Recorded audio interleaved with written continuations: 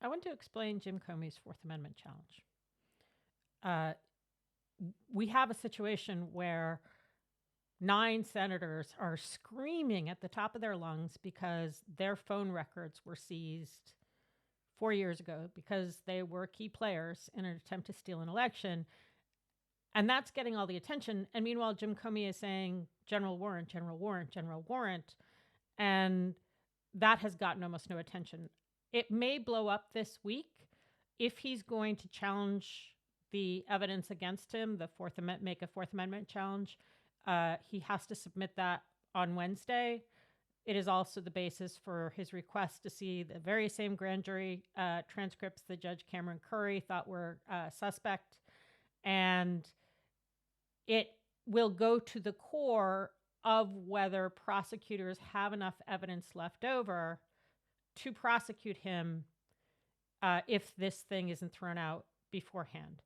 It also probably goes to these other investigations that we know about. There's one in Western District of Virginia, which is really stupid. It's this notion that people hid some bags of evidence that were otherwise archived, and that was a criminal attempt to hide the bags of evidence. But more importantly, there's the investigation in Florida, which right-wingers want to turn into the kind of conspiracy of all conspiracies. The logic being that a bunch of people were mean to Donald Trump, and that's a crime. And so for 10 years, those people were all in cahoots committing a crime of being mean to Donald Trump. So let's first talk about how warrants work, and then talk about what Comey claims happened here. In the old days, when you had a warrant, it was for physical things. So for example, it would say, I'm looking for a gun and the clothes that the suspected gunman was wearing when he shot up the bank or whatever.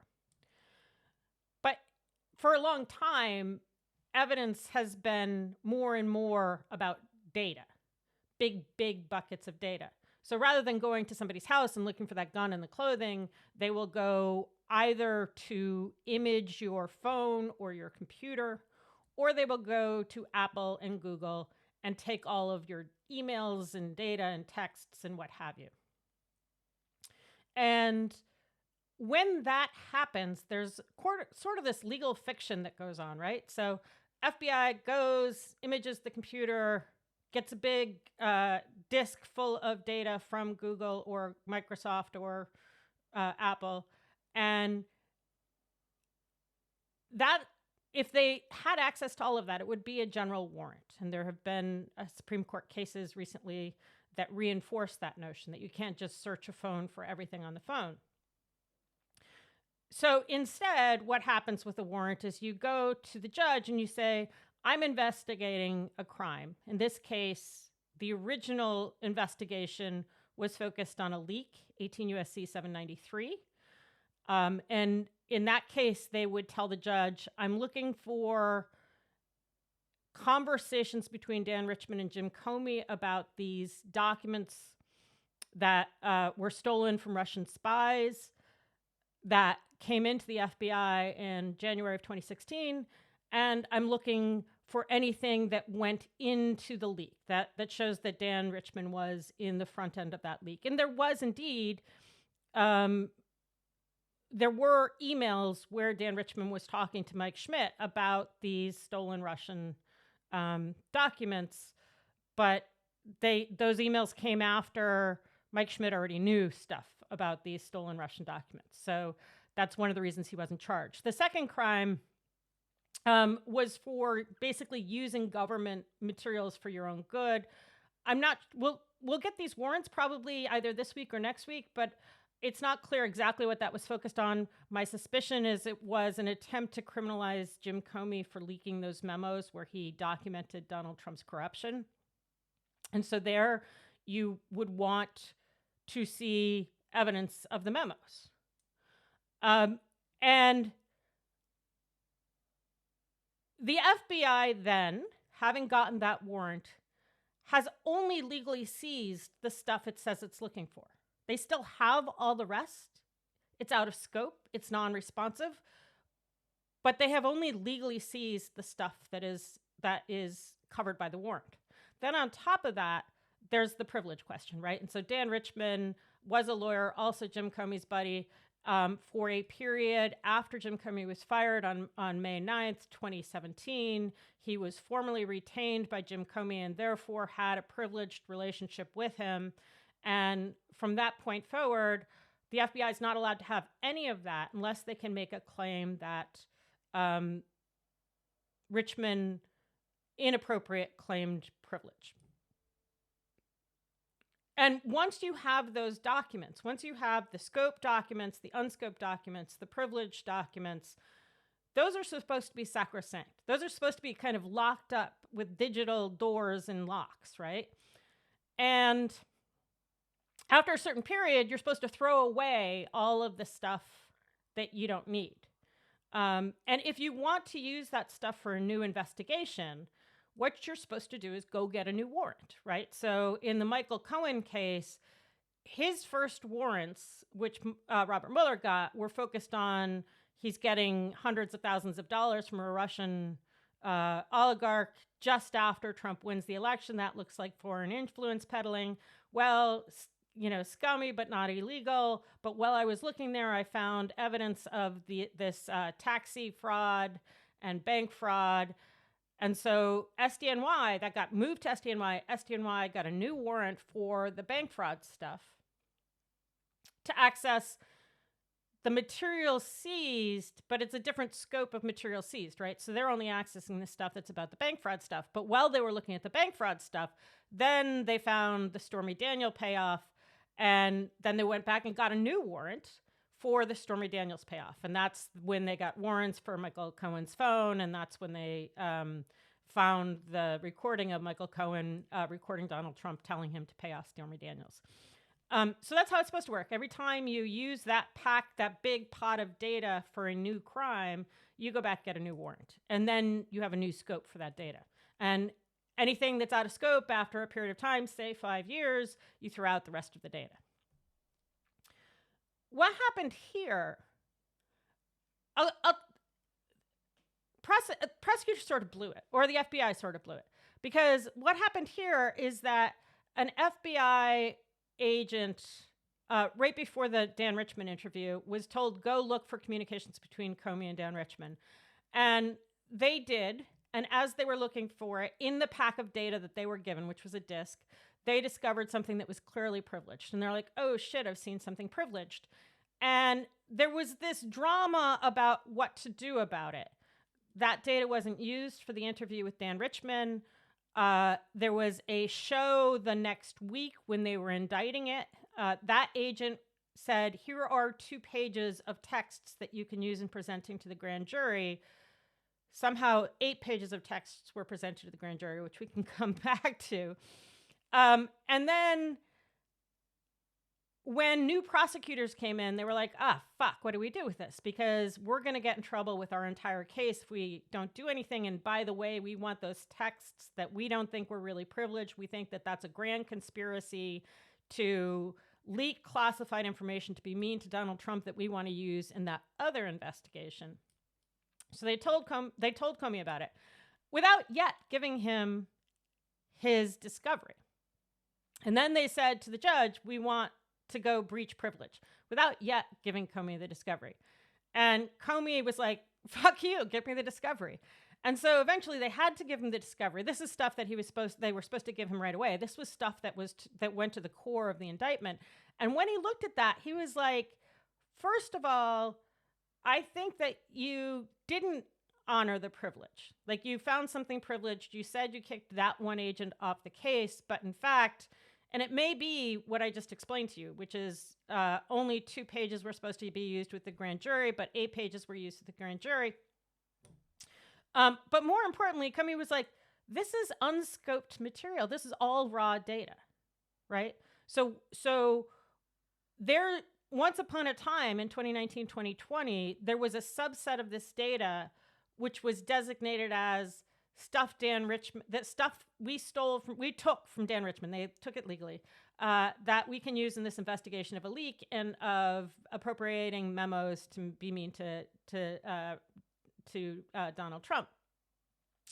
But instead of searching that small set of data, which, by the way, still is a Fourth Amendment violation because they didn't get a new warrant to go access it. They searched everything. They effectively used a general warrant to search everything in Comey's material. And that's how they came across the privileged material. That's how they found other things that had nothing to do with the Lee crime or to do with the appropriating memos to be mean to Donald Trump. And so this effort by prosecutors to say we want to breach privilege then turned into Jim Comey's effort to say, look, I want to challenge these warrants. Like I said, he may file a motion to suppress these motions this week. And there's good reason to believe that Comey is right about this. And one reason to believe that is that FBI agent who said that he found something privileged, in addition to saying that he wrote, he found 2 pages of texts and they ended up using 8 pages of texts. The other reason to believe it is he said he was given the full Celebrite exploitation of Dan Richman's phone, meaning he said he gave stuff that wasn't scoped. He got everything, right? Then, in addition, when prosecutors were very belatedly, this was October 9th. So we're talking 15 days after Comey has been indicted. November 9th. So we're talking, 45 days after Comey's been indicted. When they finally give him this material, he's like, this looks raw. This looks like raw data. And prosecutors, and this is the key point, they were like, we don't know. They were reviewing this material in relativity, which is a software that lawyers use to review discovery. But there's data missing. There's emails missing. So they literally did not know what they were looking at. Now, this could be stupidity. I mean, we're talking Lindsay Halligan, we're talking Kash Patel, or it could be malice, because some of the people involved with this, Jack Eckenrode, really wants his pony, and he has already shown on the Durham investigation a willingness to stretch the limits to go get his pony. Like I said, this may blow up this week, but what is more concerning about this is the way the Fourth Amendment works. It doesn't work the way it's supposed to. It doesn't, like, if some cop comes and takes your stuff and he shouldn't have it, he doesn't go to jail for it, mostly. He doesn't even necessarily have to give it back. Usually these days, the cop can say, oh, I'm sorry, I thought I was allowed to have it. And the main recourse a defendant, somebody like Jim Comey, has is to say, you can't use this evidence in your case. The third hint that Jim Comey's right that some of this evidence was a violation of his Fourth Amendment is that between the first comprehensive memo and the second comprehensive memo, prosecutors threw out basically half of their instances that they were going to use to prove their case. And those happened to be the ones that didn't have the kinds of bait stamps that show that they were scoped, that show that they came from a pot of data that they were supposed to have.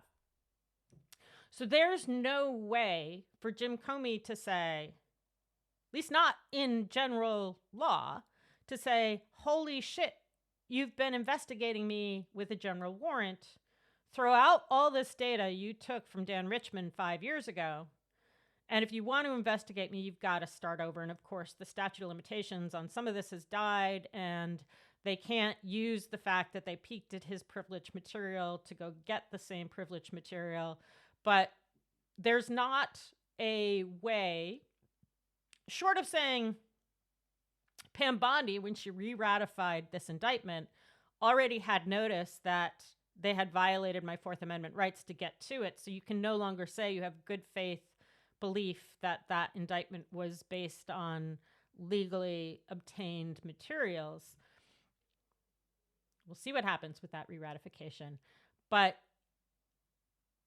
the big issue here, again, 9 senators are screaming relentlessly that their phone records were reviewed back in 2023. is we don't know whether it was incompetence or malice that led to FBI agents accessing Jim Comey's privileged material or accessing Dan Richman's material on basically what is a general warrant. And so that we don't know where that's going to go, but that is an issue completely separate. I mean, related to, but completely separate from the other legal issues that may blow up this case, that being that Lindsay Halligan was unlawfully appointed, that being that clearly Donald Trump did this out of malice, that being that Lindsay Halligan didn't actually present properly to the grand jury, that being that Lindsay Halligan has no proof that the grand jury actually voted in favor of the indictment. There are lots of reasons this may blow up, but underlying them all is this issue that the FBI, in their first attempt to charge one of Trump's adversaries, effectively, this is what Jim Comey claims, appears to have used a general warrant to do so.